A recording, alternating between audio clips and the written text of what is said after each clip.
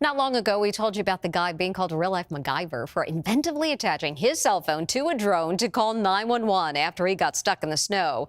Until now, we've never heard from the man himself. Now he's speaking with Stephen Fabian.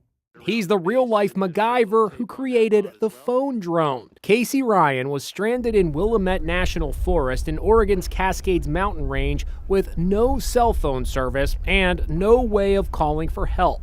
Then he had an ingenious idea and typed this text to his wife. "Hey, sweetheart, I'm sending my phone in the sky with my drone. Hope to get this message through. We are stuck 25 miles in the mountains directly at Box Canyon. I just keep praying by the moment I have enough gas to get me through one more night." Then he attached his cell phone to his drone and sent it high into the sky. And it worked. He got cell phone service. That is the drone right there, right? Oh yeah, this is the lifesaver right here. The 37-year-old photographer says his drone is always with him just in case he needs it for his work. A lot of people were concerned because they were thinking there's no way he just has a drone, but it's actually one of the reasons I go to the mountains is to do photography, and this is one of my favorite cameras. We're gonna go ahead and get that thing up in the air.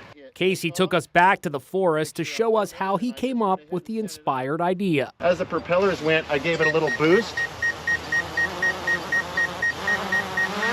And as you can see, it's struggling, guys. I got it going, and I shipped it up to the sky. Was MacGyver your favorite show growing up or something? No, I'm just always coming up with just little unique twists in projects. There you go.